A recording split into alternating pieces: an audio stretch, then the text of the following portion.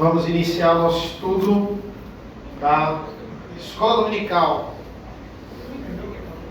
Hoje a gente vai falar sobre o capítulo da Confissão de Fé, matrimônio, divórcio. Olha aí, coisa boa, né? O matrimônio, não o divórcio.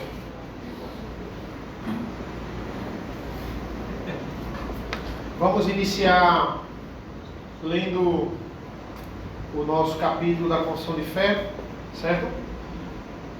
São 6 parágrafos nesse capítulo.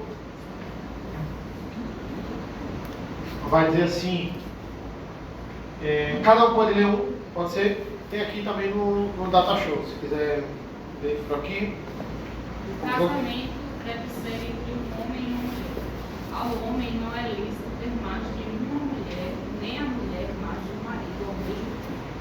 O matrimônio deve ser nascido para o auxílio mútuo do marido e do esposo, para a propagação da raça humana por uma sucessão legítima, e da igreja por uma semente santa, e para evitar-se da impureza. A todos os que são capazes de dar um consentimento ajuizado, é lícito casar, mas é dever dos cristãos casar somente no Senhor. Portanto, os que professam a verdadeira religião reformada não devem casar-se com infiéis, papistas ou outros idólatras. Nem devem os piedosos prender-se desigualmente pelo jugo do casamento aos que são notoriamente ímpios em suas vidas ou que mantêm heresias perniciosas. Não deve casar as pessoas entre as quais existe um grau de consanguinidade, afinidade proibido de palavra de Deus. Tais casamentos incestuosos jamais poderão tornar-se lícitos pelas leis humanas e pelos consentimentos da parte imóvel, para poderem viver juntos como marido e esposa.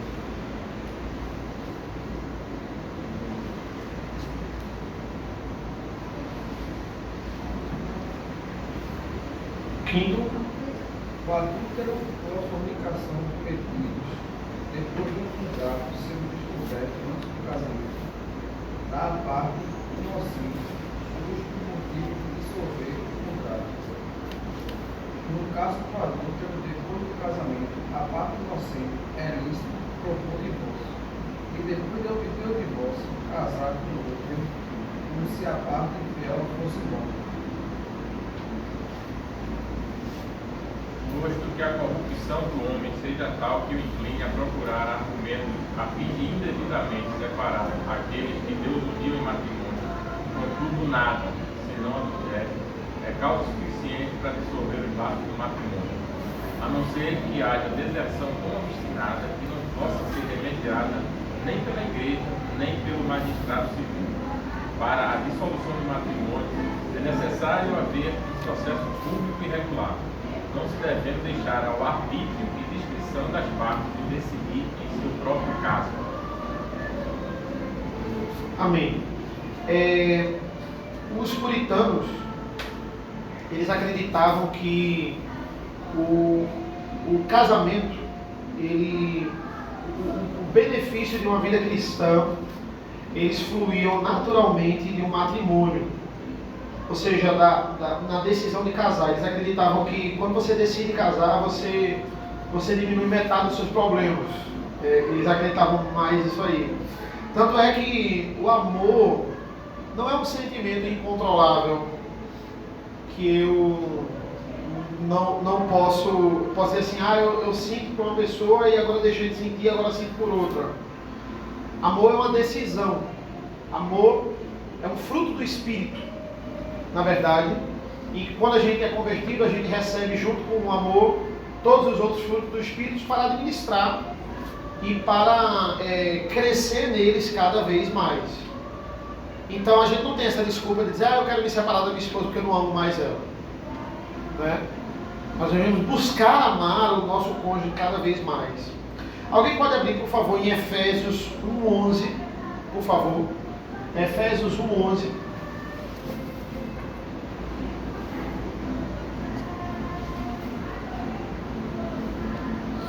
Dele digo, em quem também fomos feitos herança, havendo sido predestinados conforme o propósito daquele que faz todas as coisas segundo o conselho da sua vontade. Isso. Deus tem um propósito, onde quando Ele faz todas as coisas, Ele faz com um propósito, com o devido propósito, com o propósito correto. Esse propósito é segundo o conselho da sua própria vontade. Então, o propósito do matrimônio que foi criado por Deus, ele não pode ser outro senão naquele que instruiu o matrimônio. Se Deus instruiu o matrimônio, eu devo buscar nele como eu devo me comportar no matrimônio. Porque ele tem instrução ideal, porque ele é o criador do matrimônio. Se eu buscar nele, eu vou conduzir o meu matrimônio da forma correta. Veja, qual é a expressão que constantemente a gente vê em Gênesis? Deus criou tudo e viu que era bom, que era bom, que era bom. E ele criou a humanidade e viu que era muito bom. Veja, por que toda vez isso é repetido? Era bom, ele viu, ele fez, era bom. Claro que é bom, foi ele que criou, mas por que ele constantemente repete? Porque ele diz, olha, a minha criação, tudo na minha criação tem um resultado. E esse resultado é bom. Esse resultado é muito bom. Toda a criação de Deus, quando a gente fala para pensar, ela visa um benefício. E no casamento, eu digo a mesma coisa. Por que eu digo isso? Porque tem gente que casa, mas apenas foca no seu direito. Né? E o casamento é outro foco. Por exemplo, aquela típica resposta que a gente diz assim, olha, por que você está casando? Porque eu quero ser feliz. Né? Porque eu vou atrás da minha independência. Você vai atrás da sua independência, você mora sozinho, vira solteiro. Né? Casamento não é isso. Casamento é a mútua dependência. A gente foca demais no nosso direito. Poxa, a gente tem muitos benefícios no casamento, próprios também, né? A gente ganha uma independência, eu quero ir ali com minha esposa para um lugar viajar, eu compro a passagem e vou, e vou para tal lugar, eu tenho essa liberdade, isso é muito bom, mas às vezes a gente só foca nisso e a gente esquece do dever. Né? Quando o dever vem, a gente se frustra, porque a gente só estava focado no direito. Existe benefício no casamento, quando eu também exerço meus deveres. Os puritanos, eles dividem o compromisso do matrimônio e a instituição do Deus do matrimônio justamente no segundo ponto da confissão. Eles vão dividir em 3 pontos. Ele vai dizer, o casamento ele serve em primeiro lugar para o companheirismo, né? Antes de Deus dizer crescer e multiplicai, ele vai chegar a uma conclusão quando cria o homem de que não é bom que o homem esteja só. É a primeira conclusão que Deus toma quando Deus cria o homem. Ele vai dizer, ele viu que era muito bom, ele para, ele olha, ele reflete, ele diz para nós em Gênesis, não é bom que o homem esteja só. Antes dele ordenar crescer e multiplicar, ele vai dizer, não é bom que o homem esteja só. Então, primeiro para o companheirismo, os puritanos frisavam muito o companheirismo. Segundo, crescer e multiplicar, e para a procriação de filhos. Né? Veja que é justamente os 3 pontos do segundo parágrafo da confissão. Ele vai dizer, foi ordenado pelo mútuo auxílio do marido e mulher para a propagação da raça humana por sucessão legítima e da igreja por uma semente santa e para impedir a impureza. Companheirismo, procriação e segundo, evitar o pecado. É interessante porque esse terceiro ponto só vem depois da queda. Antes do pecado, antes da queda, né? Deus institui o casamento e ele só tinha 2 benefícios, que era o companheirismo e a procriação. Mas agora, depois do pecado, ele é fundamental para eu evitar a impureza, impedir a impureza. Evitar vários pecados. O auxílio, veja, o casamento ele vem como auxílio contra o pecado. Certo? E aí, primeiro ponto da gente, companheirismo. Olha que bonito. Cadê? Olha, companheirismo. Certo? É fundamental. E esse ponto eu vou focar mais do que nos outros. Certo? Primeira expressão, não é bom que o homem esteja só. Primeira causa da criação da mulher. Veja, é o primeiro propósito que Deus apresenta para criar a mulher. Por que ele vai criar a mulher? Porque não é bom que o homem esteja só. É melhor, veja que tem vários princípios de Deus pegar a costela do homem para fazer a mulher. E um desses princípios, os puritanos vão dizer, é melhor o homem perder uma costela do que ficar sem a sua metade, que é a mulher. É melhor o homem ficar sem um membro do corpo do que perder a sua metade. Veja, o surgimento do matrimônio, ele vem numa necessidade natural. E os puritanos explicam, eles vão dizer assim, abre aspas, Eva foi dada como esposa para evitar a inconveniência da solidão significada nessas palavras. Ou seja, essa vida, a vida do homem seria miserável sem a presença de uma esposa. Deus fez o homem, Deus fez a mulher para que ela completasse o homem. Essa é a ideia do companheirismo. Ela vai ser útil para amá-lo e ele para amá-la, para a procriação. Ela é criada extremamente conveniente ao homem. E aí, dito isso, olha, eu acabei de dizer, os puritanos diziam, é uma vida miserável você não ter uma mulher. Com essa conclusão a gente pode chegar talvez que não há espaço para a solteirice, será? Será que não há espaço para o celibato, né, nessa vida, já que o homem é feito para casar? E graças a Deus a gente já estudou 1 Coríntios 7, né? Porque 1 Coríntios 7 é a base para isso. A gente passou um mês em 1 Coríntios 7. E só recapitulando, por que Paulo aconselha a solteirice em 1 Coríntios 7? Por causa do contexto de perseguição. É um contexto atípico ali de perseguição que Paulo vai dizer nitidamente, olha, é melhor que vocês estejam na condição que eu estou. Porque o contexto aqui é um contexto severo de perseguição.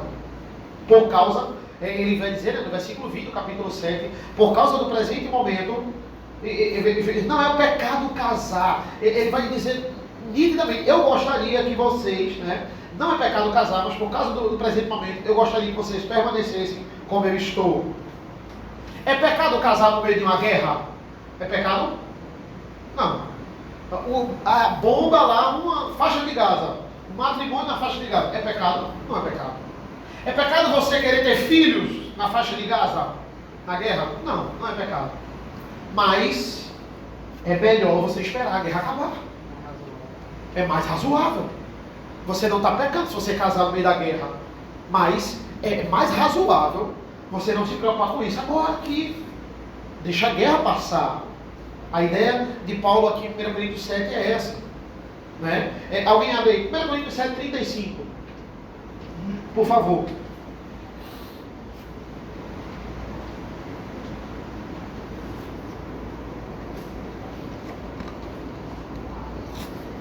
Indico isso para proveito vosso, não para vos alcançar, mas para o que é sempre conveniente, para vos unir ao Senhor, sem distração alguma. Sem distração alguma. Por causa da perseguição, você só teria que se preocupar com você mesmo. Se dentro da perseguição você estiver solteiro. Certo? Veja, alguns podem dizer assim, poxa, a vantagem da solteirice é a devoção total a Deus. Isso pode ser aceitável. No sentido de você sair ao mundo, né? Essa é a utilidade, essa é o objetivo aqui da linguagem utilizada nesse texto. Não é? Deus acompanha quem tem o dom do celibato. Ele vai tratar o celibato como um dom. Deus dá capacidade a essas pessoas. Né? Veja, e olha o foco aqui, tá? Não é que a solteirice vai nos dar mais comunhão com Deus. Porque a gente vai ter total, a gente não vai ter tanto problema como o casado, e o casado vai ter que lidar com outras coisas, então ele não vai ter tanta comunhão com Deus como o solteiro. Não, de forma nenhuma, irmão. Se ambos buscarem a Deus, o casado e o solteiro, eles vão ter comunhão com Deus. Não é isso que Paulo está destacando. Olha, eu tenho mais comunhão com Deus que eu sou solteiro. E vocês são casados, vocês não vão ter tempo. Não.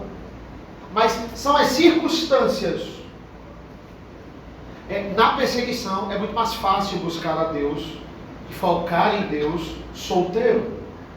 E outra, quando a gente traz para os dias atuais, para as coisas da igreja, né?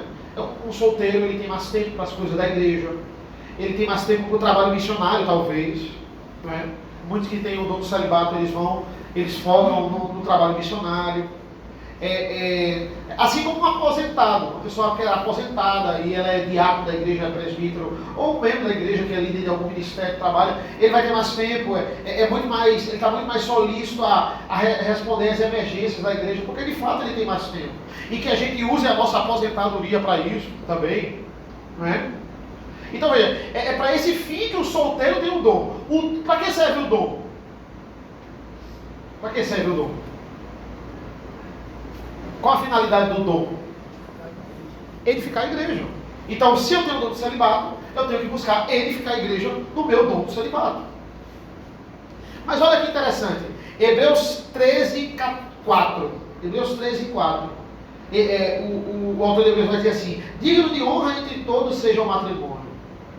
Digno de honra entre todos seja o matrimônio. E olha, não pense que o livro de Hebreus, a igreja está passando por menos perseguição que Corinto. Né? O motivo da carta de Hebreus é para que os judeus convertidos eles não se desanimassem no Evangelho. É para manter eles firmes no Senhor. Então a igreja está passando por grande perseguição. E o autor de Hebreus vai dizer: digno de honra entre todos seja o matrimônio, bem como o leito conjugal sem mácula. Né? É nítido, irmãos, nítido que a Bíblia ela exalta muito mais o casamento do que a solteirice. Ela exalta. Por quê? Porque ela trata a solteirice como ela deve ser tratada, como uma situação específica para quem tem o dom. É uma situação específica. Mas a regra geral é casem-se. Essa é a regra geral. Porque pouquíssimos têm esse dom do celibato. Entenda, uma coisa é eu sofrer problema no casamento. Outra coisa é eu ser tentado pelo desejo quando nós não somos casados. Porque entenda, muitos problemas no casamento eles são didáticos. A gente precisa passar por eles para a gente amadurecer. E muitos deles fazem a gente crescer. Muitos desses problemas, esses desafios que todo mundo que é casado passa, faz a gente crescer. Casamento trabalha o nosso orgulho. Trabalha o nosso orgulho. Eu vou ter que abnegar, eu vou ter que ouvir a minha esposa. Não vai ser sempre o que eu quero toda vez. Eu vou ter que ouvir. Não é porque eu sou líder que é tudo que eu quero e pronto. Eu preciso ouvir. Então trabalha o nosso orgulho, trabalha a paciência, a abnegação, como eu falei, cuidado mútuo. Isso, casou, você vai passar por isso. Todos nós. Ou seja, os problemas de desejo num solteiro que não tem o dom do celibato, eles não vão ajudar em nada. Eles só vão atrapalhar. Eles só vão atrapalhar. É interessante porque tem muitas pessoas que elas atribuem pureza a não estar casado. Como se ela tratasse a intimidade do casal como algo impuro. Né?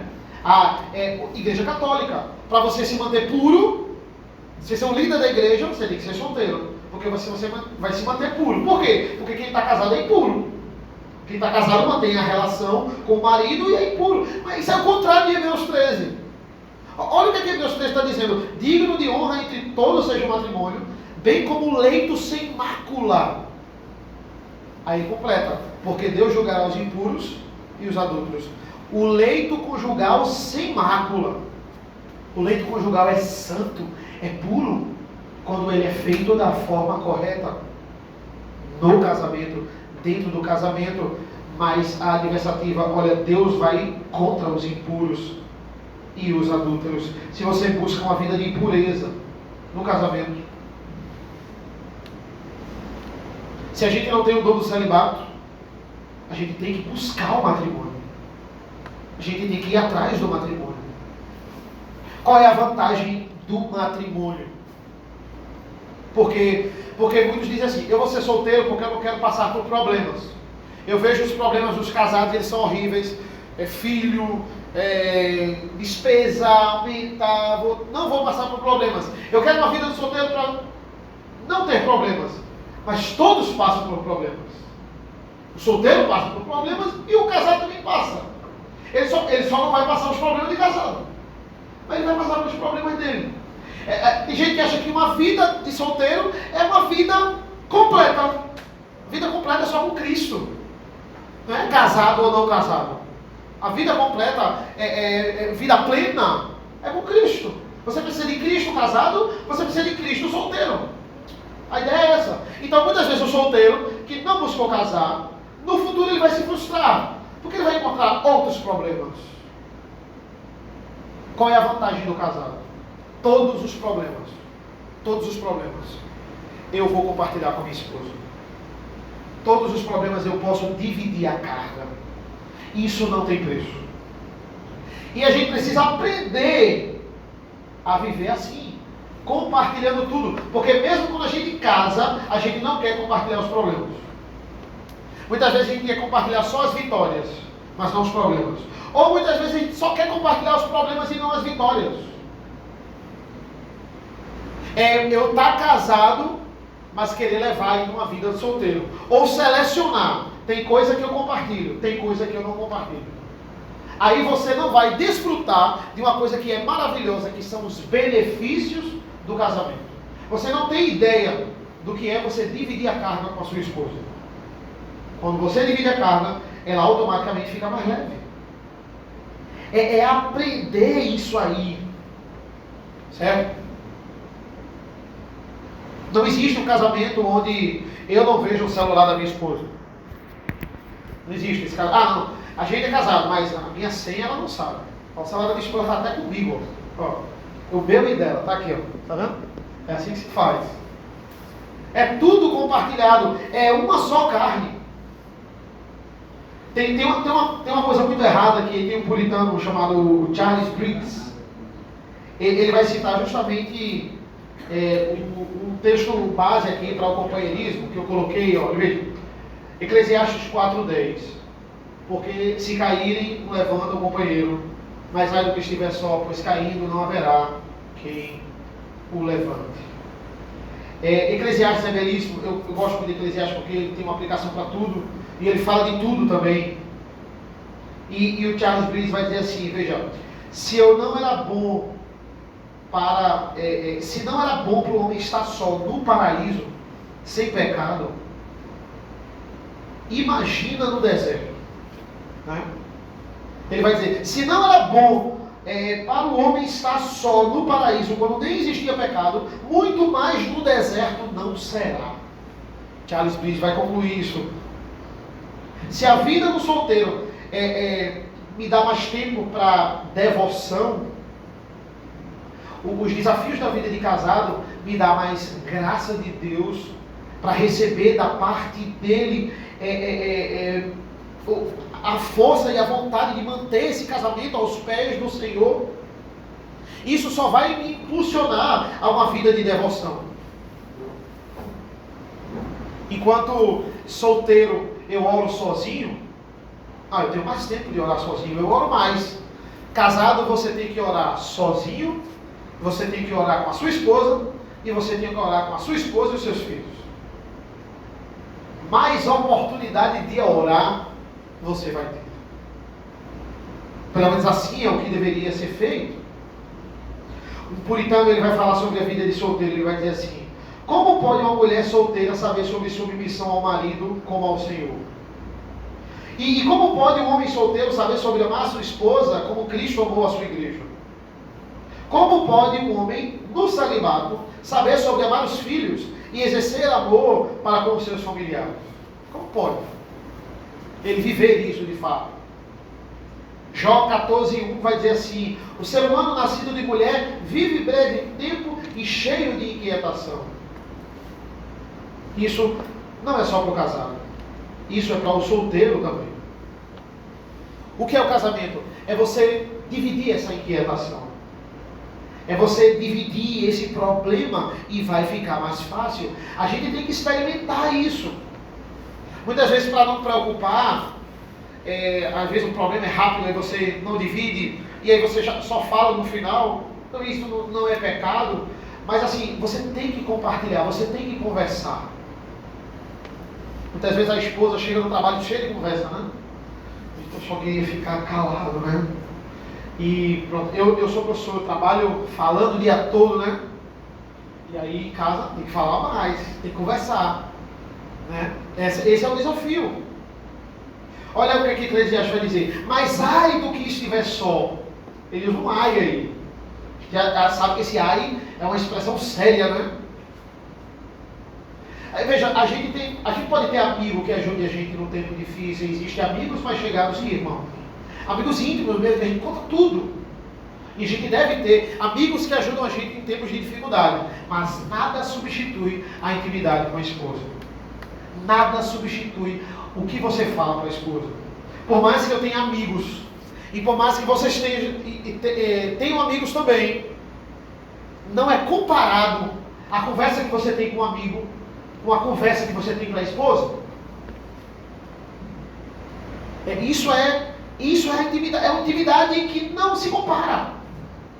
É a intimidade do matrimônio. Por quê, irmãos? Porque a gente tem muito problema fora do casamento. Há muito problema.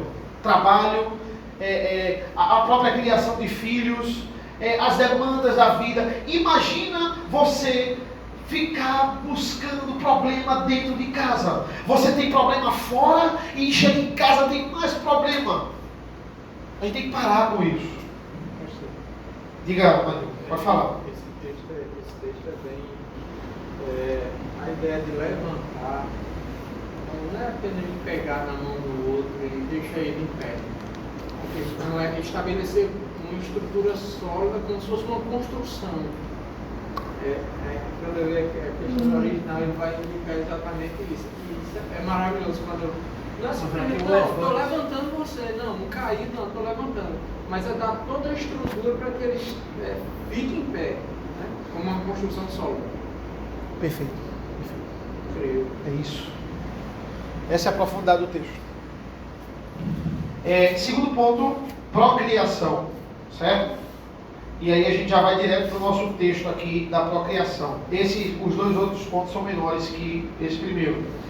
Vai dizer assim: e Deus os abençoou e lhes disse: sejam fecundos, multipliquem-se, encham a terra e sujeitem-na, tendo domínio sobre os peixes do mar, sobre as aves do céu, sobre todo animal que rasteja pela terra. Deus dá essa ordem de crescer e multiplicar. Ele dá essa ordem para toda a criação, não só para o ser humano, né? Toda a criação tem, além de multiplicar, Deus dá essa ordem ao homem de multiplicar, mas além de multiplicar, ao homem ele dá a ordem de dominar. Ele não dá à criação a ordem de dominar. A criação é dominada pelo homem. Esse senhorio Deus dá ao homem, certo? E a criação reconhece isso, porque a criação sabe que somos semelhança de Deus. A criação reconhece essa autoridade. Quando ela passa essa autoridade, e um leão como o braço de alguém, e um animal vai contra, é por causa do pecado, é a rebeldia contra o pecado. Mas a ordem natural era para toda a criação se submeter, porque ela olha para o homem e ela sabe que somos imagem e semelhança de Deus. Esse é o reconhecimento na prática, certo? A origem da palavra matrimônio vem do latim, né? Matrimônio vem do mãe, vem da função maternal, que é justamente a função da procriação, né? Uma das funções da mulher, de fato, é a questão da mãe, a sua função de mãe, do crescer e multiplicar. Mas só que crescer e multiplicar, o que a gente tem que entender, a profundidade disso, é que não é apenas ter filhos. Não é apenas ter muitos filhos, porque se for assim, o ímpio cumpre essa ordem, né? O ímpio cumpre essa ordem. Já ouviram falar de Mr. Catra? Já ouviram falar Mr. Catra? Não? É um rapper, morreu já. morreu em 2018. Mr. Catra, ele tinha 3 esposas, brasileiro, tinha 3 esposas e 32 filhos. E ele se autodeclarava judeu. Mr. Catra, grande rapper. Não é grande não, só é grande altura. Mas é isso aí, ele disse, olha, sou judeu. Deu na telha, sou judeu. Agora tinha 3 esposas, mantinha todas elas e tinha 32 filhos. Morreu deixando 32 filhos no mundo. Se fosse assim, Mr. Catra é o maior exemplo de crescer e multiplicar. Né? Mas não é só ter filhos. É filhos que possam adorar a Deus. A ideia é essa. Veja, Malaquias 2,15 vai dizer assim, ó, não fez o Senhor somente um, mesmo que lhe sobressaísse o Espírito. E por que somente um? Porque buscava uma descendência piedosa. A ideia é essa. Buscava uma descendência piedosa. Portanto, tenham cuidado para que ninguém seja infiel com a mulher da sua mocidade. Crescem e multiplicam os crentes. Essa é a ordem. Por quê? Porque nessa ordem, a verdade vai se espalhar assim. A verdade vai se espalhar quando crentes são espalhados e são criados aos pés do Senhor. Por isso que uma igreja saudável é uma igreja que valoriza as suas crianças. O que a criança é para outras igrejas? Que tiram elas do culto? Atrasos de vida. O meu filho, por mais santo que ele seja, ele me impede de cultuar. É isso que eles veem nas crianças. Ele me impede de cultuar. Ele me atrapalha. Eu vou tirar ele para que eu possa ter comunhão com Deus. Porque ele não me ajuda na comunhão com Deus. Ele me atrapalha. O que são as crianças? Uma pedra no caminho da minha comunhão com Deus. Eles são atrasos de vida. Né? Eles ainda não adoram a Deus. Não tem maturidade para isso. Quando eles crescerem, eles vão adorar. Não.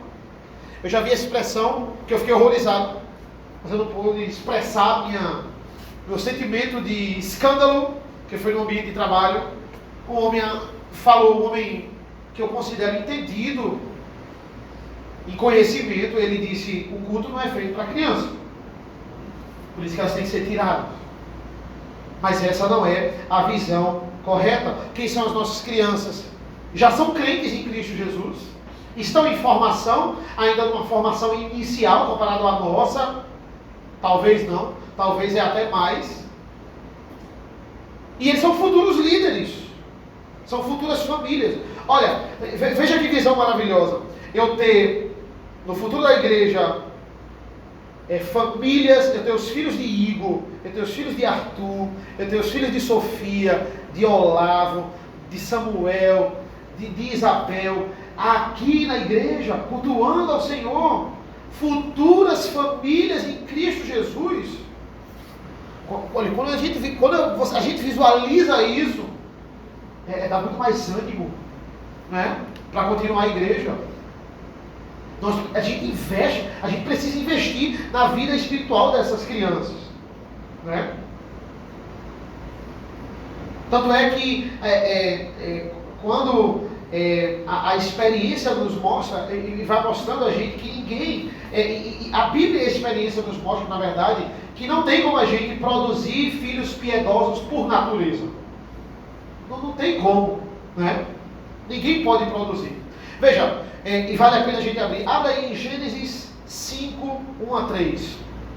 Árvore genealógica. A gente pensa que não tem muita coisa para pegar da árvore genealógica. Mas veja, é o fato de que depois da queda, todos nós nascemos em pecado. Olha que expressão maravilhosa. Gênesis 5, 1 a 3. Este é o livro da genealogia de Adão.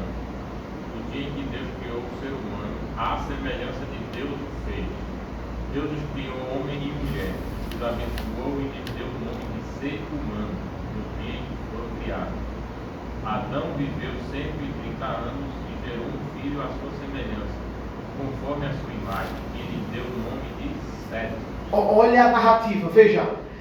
Adão foi criado à semelhança de Deus, mas Sete foi criado à sua semelhança, conforme a sua imagem. Ele deu o nome de Sete. Olha Um foi criado à imagem de Deus, mas agora depois do pecado, todo o resto foi criado à semelhança do homem. Veja, nós somos semelhança de Deus porque Adão é semelhança de Deus. E nós somos filhos de Adão.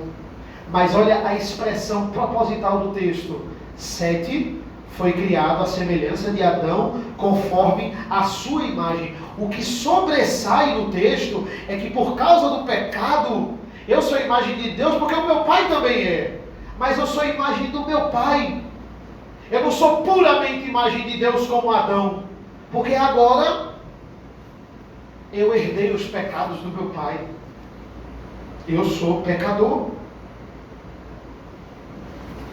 A santificação dos nossos filhos não vem por natureza, mas pela graça de Deus.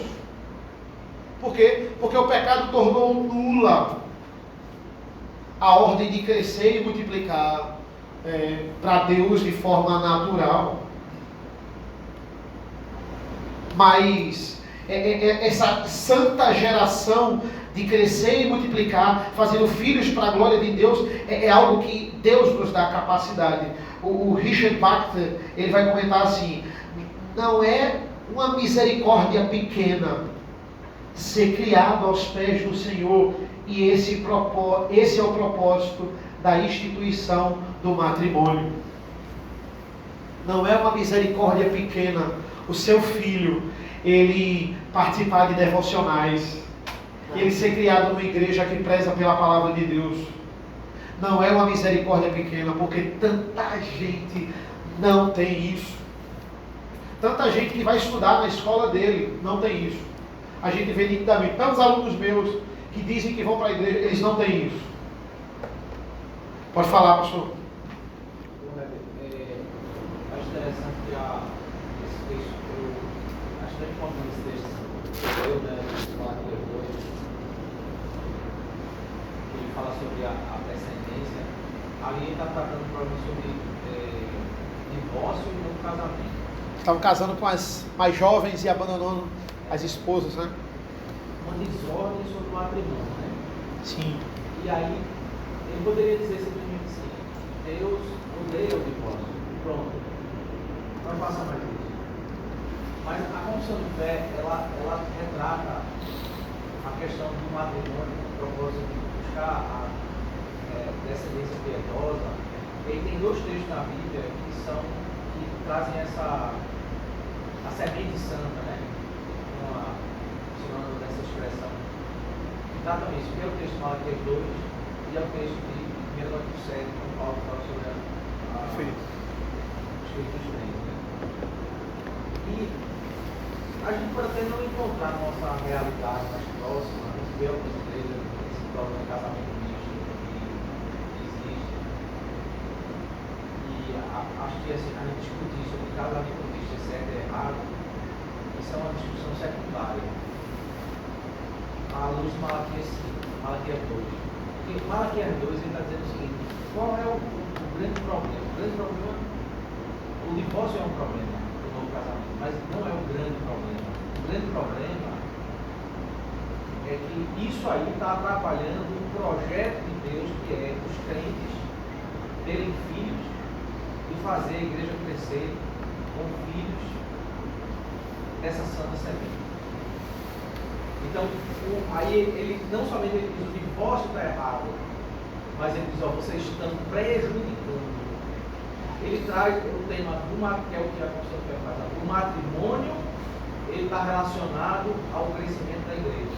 Aí, assim, existem outras desordens hoje. Casais, crentes, que casam e não querem ter filhos. Eles desvinculam. O casamento é um projeto meu, pessoal. E o que a Constituição está dizendo é o seguinte: o projeto do casamento, ele está relacionado com a missão de Deus de fazer a igreja crescer. Porque é óbvio, a gente vê como é a santa semente crescendo no Evangelho, ouvindo a palavra de Deus. O texto de Malaquias 2, a base do texto de Malaquias 2, a base do texto de 1 Coríntios 7. Então, me parece que esse é um ponto assim, da nossa geração, é uma geração, né, que ela quer, é egoísta, ela quer o tempo para ela, o ter filho vai dar trabalho. Eu não vou ter o tempo todo para estudar vocês. Eu não vou ter o tempo todo, a noite toda função. Eu não vou ter o tempo todo para mim. Porque o meu ideal, se o meu ideal de vida é eu só ter o meu lazer, aí realmente ter filho vai ser um trabalho. Agora, se o meu ideal de vida é participar dessa missão, que é fazer o nome de Cristo crescer na terra, né?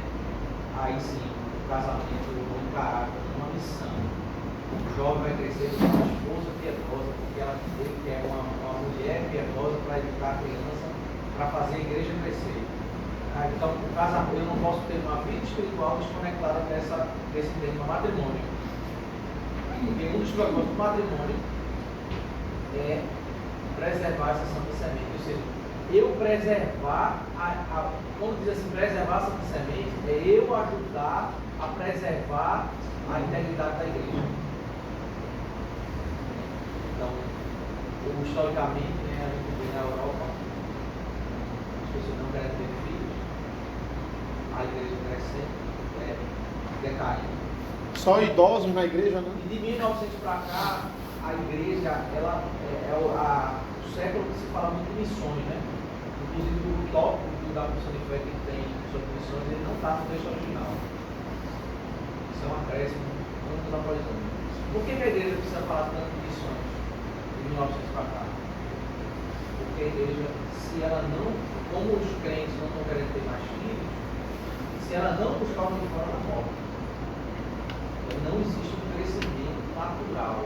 Se a mentalidade do jovem não for casar e ter filho, a igreja ela vai ter filho. Ela vai até chegar ao retorno da Europa, que é morrer. E outro ponto desse egoísmo que o pastor falou é eu ser criado aos pés de Cristo e agora eu querer contrair um casamento misto. Né? Tem o egoísmo de não querer ter filhos, tem o egoísmo de querer ir atrás de alguém fora da igreja. Como nós vamos preparar filhos piedosos e crescer e multiplicar da forma bíblica se eu estou contraindo matrimônio com uma pessoa que não adora a Deus? E, consequentemente, eu estou demonstrando não ter o compromisso de adorar a Deus. É de fato não encarar a família como ministério, né? É de fato você, o problema, como o pastor falou, ele de fato está na base, né? A graça de Deus não anula a nossa obrigação como pais também de casar com filhos crentes, né? Então, outro problema que é bem presente é pais que conduzem seus filhos a se preocupar muito mais com a carreira do que com a vida cristã. Eu vejo, o filho está aprendendo, não é com o mundo não, ele está aprendendo com o pai que ele deve colocar em primeiro lugar a sua profissão, a vida. Então, o que é que vai acontecer? Ele vai negligenciar a igreja, vai negligenciar a vida cristã. Quando ele casar, ele não vai querer ter filho para não atrapalhar a carreira, porque em primeiro lugar é a carreira. Ele pode até ter filho, ele pode até casar, mas ele não vai colocar em primeiro lugar, nada disso. Se ele tiver filho, ele não vai criar o filho da forma correta, ele vai colocar em primeiro lugar a carreira. Ele vai fazer a mesma coisa que o pai fez e mandou ele fazer. E aí a igreja vai definhando. A igreja vai definhando. Então isso é algo que não é meramente ter filhos. Né? É filhos para a glória de Deus. Esse é o foco, né? Então, último ponto da gente, evitar o pecado. O puritano chamado Smirnoff, ele vai dizer o seguinte: o casamento de um homem e uma mulher tem como maior objetivo evitar o pecado, assim como o trabalho é um remédio contra o furto, por isso ele foi criado antes do pecado. Também o casamento é um remédio contra uma série de males. É o que o Zwinnock vai falar, é difícil o nome desse povo. Ele vai dizer, olha, ele diz assim, por que o trabalho existe? O trabalho evita o roubo. O trabalho evita o furto. Deus cria o trabalho. A gente pensa que o trabalho é a consequência do pecado, né? O homem pecou, agora você vai trabalhar. Não, agora vai ser mais penoso. Mas o trabalho foi criado antes da criação. Deus tem o homem tem o trabalho de gerenciar o planeta todo. Ele é criado para evitar o mal, assim como o casamento. É criado para evitar imoralidade, fornicação, orgulho, egocentrismo. Ele treina contra uma série de pecados. 1 Coríntios 7, Paulo vai dizer assim, olha a expressão de Paulo: mas por causa da impureza, que cada um tem a sua esposa e o seu próprio marido. Olha, para você evitar a impureza, é o segundo ponto da convicção. Para você evitar a impureza, você deve se casar. O Reiner, puritano chamado Reiner, ele vai dizer o seguinte: embora Adão não tivesse o casamento para evitar o pecado, pois ele foi instituído antes desse, o casamento viu uma forte arma em sua vida na tentativa de evitar vários pecados pós-queda. E aí a gente entra no nosso texto aqui, é o texto base desse ponto que eu coloquei. Ele vai dizer assim: e Deus os abençoou e lhe disse: sejam fecundos, multipliquem-se, pois a vontade de Deus é a santificação de vocês, que se abstenham da imoralidade sexual, que cada um de vocês saiba controlar o próprio corpo em santificação e honra, não com desejos imorais, como os gentios que não conhecem a Deus. Evitar a fornicação, evitar o adultério. Charles Bridges, ele diz assim: uma vida com moderação é uma vida quando eu cumpro as obrigações do lar. E olha o que ele vai dizer: esse é o antídoto para o pensamento desenfreado do coração. Pensamentos que não são o pensamento de um cristão, de um homem casado, de um homem que louva ao Senhor. Eles vão sumindo quando eu passo a cumprir as minhas obrigações no lar. Quando eu passo a exercer minha obrigação como marido, como esposa. Eles vão sumindo, eles vão saindo da nossa mente, porque a gente está glorificando a Deus no lar. Por quê, irmãos? Porque adultério é um dos grandes males do casamento. Um dos grandes destruidores do casamento é o adultério. Ele é um total abandono, como vai dizer a expressão de Malaquias, a mulher da nossa mocidade. Não arruína apenas a parte inocente, não apenas, né, porque isso já é muito. Arruína uma família, arruína a igreja. Olha o que é que Jó 31 vai dizer: se o meu coração se deixar seduzir por uma mulher, se fiquei rondando a porta do meu próximo, então que a minha mulher moa de cereais para outro homem, e que outros se deitem com ela, pois eu teria cometido um crime hediondo, um delito a ser punido pelos juízes. Isso seria fogo que consome até a destruição e arrancaria toda a minha colheita pela raiz. Qual é o ensino sobre o divórcio? Deus odeia o divórcio. Esse é o ensino. Deus odeia. E a Bíblia fala que os adúlteros e que eles vão ser julgados e eles não herdarão o céu. O que é o adultério, irmão? São estacas e mais estacas de mentiras. Porque a mentira não é só o adultério. A mentira é onde você estava. Estava ali, mas não estava. A mentira o adultério é, não foi bem assim, não foi assim que aconteceu, não foi assim que eu disse na internet, não foi assim que eu olhei. São estacas e mais estacas de mentiras. São redes de mentiras. É o viver em pecado. É por isso que o adúltero não vai herdar o reino dos céus. Mas o mesmo Deus que condena o adultério, Ele vai dizer: vinde a mim todos os que estão cansados e sobrecarregados. São vários os benefícios do casamento, irmãos. É um caminho contra a impureza. É um caminho que a gente deve seguir e a gente deve prosseguir. O matrimônio está ligado ao nosso propósito aqui na terra, se nós não temos o dom do celibato. O matrimônio envolve glorificar o nome de Deus, e o matrimônio envolve continuar a igreja, como o pastor falou. Continuar a igreja, glorificar a igreja do Senhor. É assim que a gente vê o matrimônio, é como um ministério profundo, o ministério mais importante. Por isso, vamos cumprir as obrigações do matrimônio. Vamos ter intimidade com a nossa esposa. Ela é a nossa metade. Vamos encarar isso na prática. Amém? Amém. Algum comentário mais? Tranquilo? Vamos orar. Senhor nosso Deus, nosso Pai, nós te agradecemos ricamente pela Tua palavra. Obrigado porque nós falamos sobre matrimônio e é tão interessante falarmos sobre isso, porque isso é tão importante para o meio da igreja, para a continuidade do ministério que glorifica o Teu nome, a igreja que o Senhor estabeleceu. Ser conosco, Senhor, nos capacita, nos dá um bom resto do dia, agora à tarde, também à noite, que nós possamos voltar para glorificar e adorar o Teu nome. É isso que nós pedimos e agradecemos em nome do Teu Filho amado Jesus. Amém.